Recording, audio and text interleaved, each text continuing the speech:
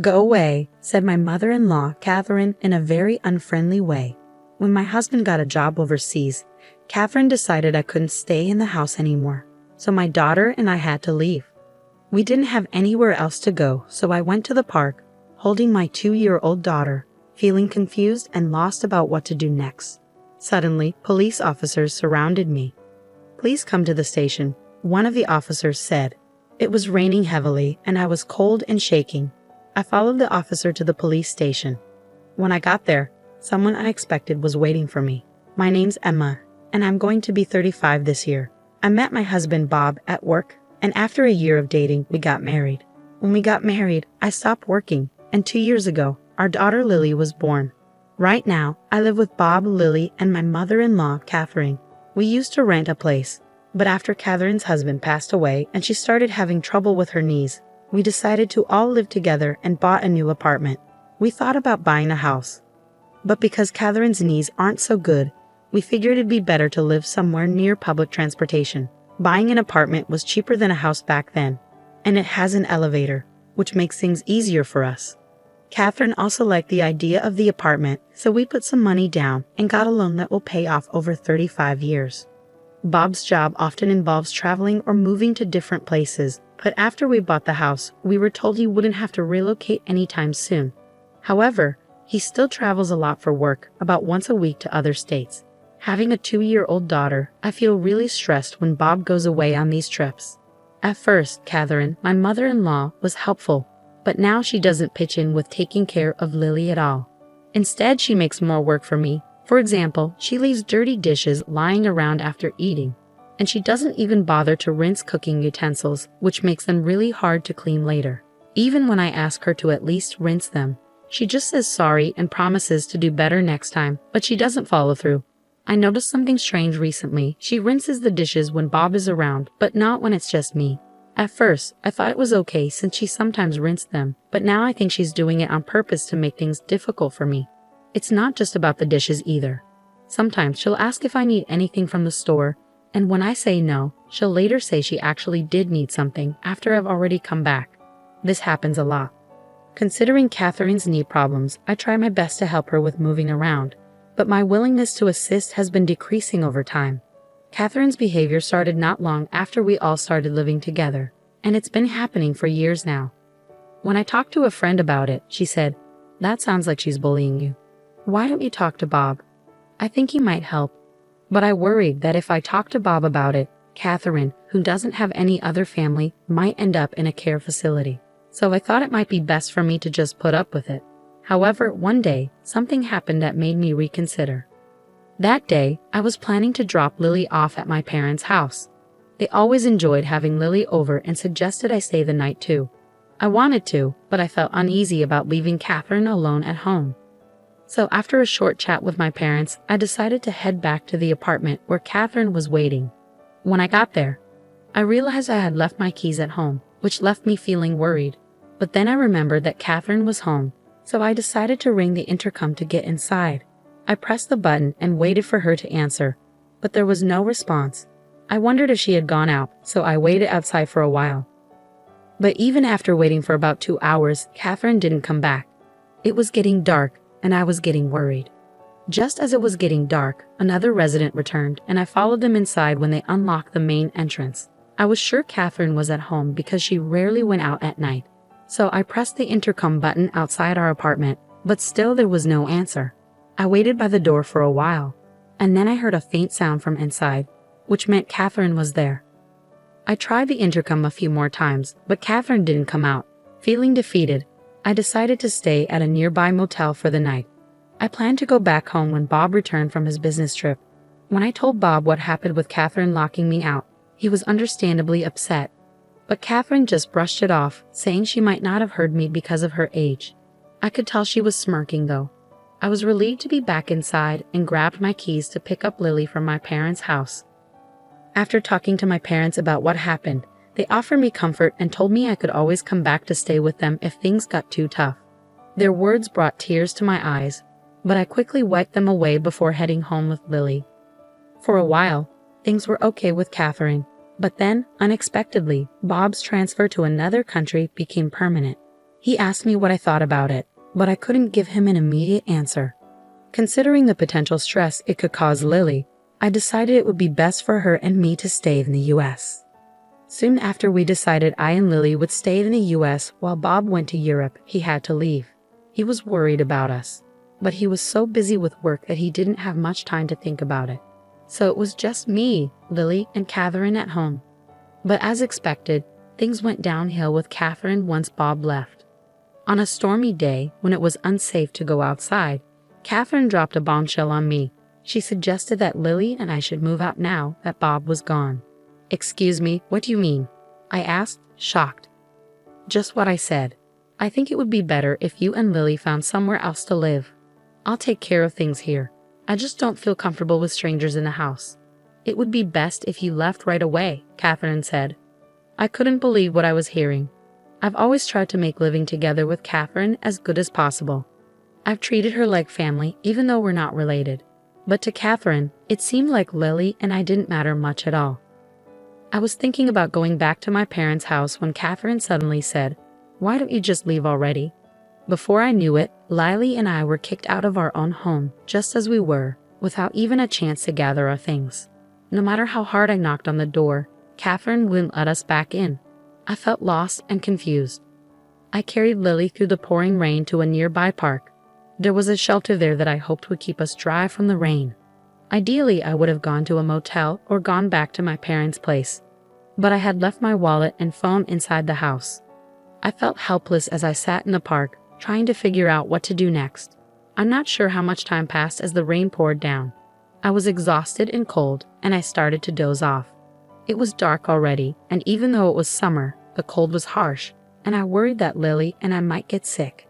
As bad as things were, it seemed like the only option was to walk to my parents' house, even though it would take about 3 hours. As I was thinking about what to do next, I noticed 2 lights coming closer through the rain. They turned out to be police officers. I thought they might be able to help us, but before I could approach them, one of the officers called out to me, "Are you Emma? And is this little one Lily?" I was surprised they knew our names but replied, "Yes, that's us." Then the officer said, "Please come to the station with us." I wondered why they wanted us to go to the police station. If something was wrong, urged by the officer, Lily and I got into the patrol car. We were freezing from being out in the rain for so long, but the officers had brought big towels for us. "You might need these. We've got some spare clothes for you at the station," they said kindly. Curious about why they knew about us and why we were going to the police station, I asked, "How did you know where to find us?" They replied, "We'll explain everything once we're back at the station. For now, just try to relax." Exhausted, I soon fell asleep and woke up to find we had arrived at the police station. As I followed the officers into the police station, I was surprised to see Catherine and my uncle there. "Uncle, what are you doing here?" I asked. He explained, "Bob got in touch with me. He thought you might be having problems with his mom, and since he's overseas, he asked me to keep an eye on things for him." According to my uncle, Bob had talked to him about this before. He said Bob wanted him to keep an eye on things since he couldn't be there himself. My uncle had seen us in the rain earlier today. He had thought about taking us in himself, but he thought Catherine's behavior was too extreme, so he reported it to the police. That's how the officers knew where to find us. Catherine had also been asked to come to the police station. She sat on a sofa, glaring at me, seeming confused about why she was there. "Why do I have to be here? My knee hurts, you know." "If Bob were here, none of this would be happening," Catherine argued. But the whole situation had come about because Bob had asked my uncle for help. In the discussions with the police, it seemed like there could be legal implications to the events. So I was advised to think about hiring a lawyer.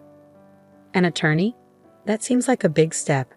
"I just locked the door, nothing more," Catherine protested. But my uncle intervened, pointing out that what she did was serious. Throwing me and a little child out in heavy rain isn't something that can be easily forgiven. He also clarified that I was actually the rightful owner of the house. Catherine was surprised, insisting that Bob, as the head of the household, should be the owner. But she was mistaken. My uncle, who works in real estate, had helped us get a great deal on a condo, and Bob had suggested putting it under my name. I hadn't thought much of it at the time, but now I was grateful I followed Bob's advice. Following my uncle's guidance, I decided to hire a lawyer. The lawyer explained that it would be tough to evict Catherine, so the best option might be to place her in a care facility. I immediately called Bob to update him. He hadn't expected things to escalate like this and said he wanted to come back from Japan to sort it out properly. He also mentioned that he was considering putting Catherine in a facility, unaware of the current situation. Despite being at the police station, Catherine seemed unconcerned as she casually snacked on some crackers. Since I couldn't go back home with her, I decided to stay at my parents' place until Bob returned. He was due back in a week, giving me time to figure out our next steps. If Bob didn't support me, divorce seemed like the only option. I regretted not seeking advice sooner. A week later, Bob returned from Europe and was at the house with Catherine. So I moved back home from my parents' place. Bob had to go back to Europe soon, so we needed to talk about what to do next. I heard some things from Emma's uncle. Is all of that true? Bob asked Catherine. It's all lies. I haven't done anything. Emma's plotting something to evict me. Catherine stubbornly denied any wrongdoing and accused me of scheming against her. Bob, who I thought would support me, seemed to be considering Catherine's side. I see. So do you have any evidence to prove Emma's plotting something? Bob asked Catherine. Evidence? No, of course not, she replied. Then Bob turned to me, asking, Emma, do you have any evidence? I hesitated, admitting, to be honest, I've been so busy with work I haven't been able to keep an eye on things. I'm not sure who to believe. I handed Bob a voice recorder I had with me. What's this? He asked. It contained recordings of Catherine's hurtful words and actions, capturing moments when she not only kicked me out but also often insulted me. When Bob played it, he heard Catherine saying awful things like, "You're such a worthless wife. I wonder why he even married you." Catherine quickly tried to defend herself, claiming it was taken out of context and just a one-time thing. But as the recordings played on, it became clear that her verbal abuse was a pattern, not just a one-off incident. Bob's hand trembled with tension and anger as he listened to the recordings. Catherine looked guilty as the truth sank in. Mom, what is this about? Bob demanded an explanation, but Catherine stayed silent. If you won't answer, then I have to believe this is all true. And if it is, I need to protect Emma and Lily. You understand that, right? Bob's anger was evident, something I hadn't seen in all our years together. Catherine, seeing this side of Bob for the first time, looked frightened and couldn't say a word. After many discussions before Bob's return to Europe, I made it clear that I couldn't continue living with Catherine, especially with Lily around. Bob seemed to agree, leaning towards placing Catherine in a care facility. However, Catherine strongly opposed this, making the discussions complicated. Despite her objections, I decided to sell the house. So you can't stay here anymore. If you don't want to go to the facility, you'll need to find somewhere else to live, Bob told Catherine. She resisted the idea of selling the house, but it was necessary for our plans.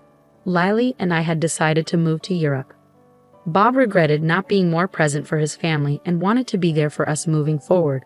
Although I was unsure about living abroad, knowing Bob would be with us made me feel better. Plus, it would be good for Lily to experience life in Europe at her young age. Selling the condo, which still had a mortgage, was our only option. If we didn't sell it, Catherine would have to cover the mortgage, which she couldn't afford on her fixed income. Considering her future, it was important for someone to be there to assist her. Despite our efforts, Catherine refused to move into a facility, so we had to forcefully place her there. I'm sorry, but I have to head back to Europe. Could you take care of any procedures needed here? Bob asked before leaving. With help from others, I managed to finalize Catherine's admission into the facility. The staff at the facility kept me updated on Catherine's condition, but it seems she's struggling. It would be one thing if she was just feeling down, but she's been causing trouble for the staff and other residents. Before leaving for Europe, I visited her to check on her. But she lashed out at me, saying, "Why have you locked me up in this place?" She also complained to the staff about the food, the beds, and the other residents. When I apologized to the staff, they were understanding. "It's okay," one of them reassured me. "We're used to this kind of behavior. Just leave it to us. We'll keep you updated, and if anything happens, we'll let you know. So don't worry."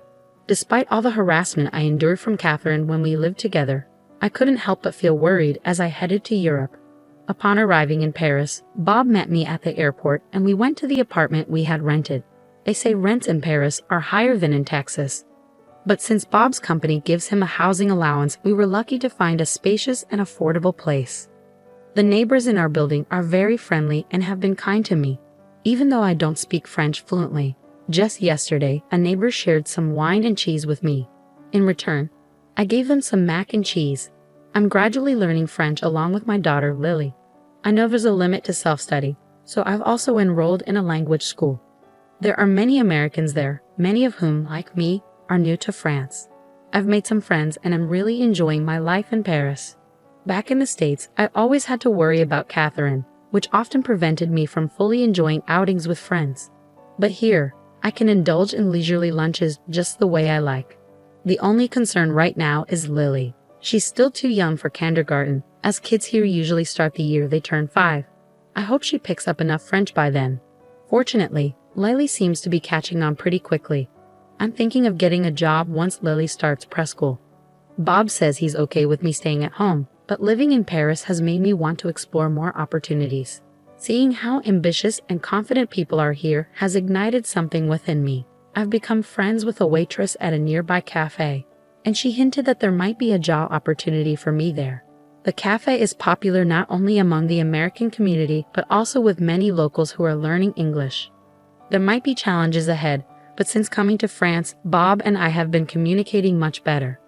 I feel more confident in expressing my feelings, and I believe that no matter what happens, we'll face it as a family. Right now, I feel happier than I've ever been in my life.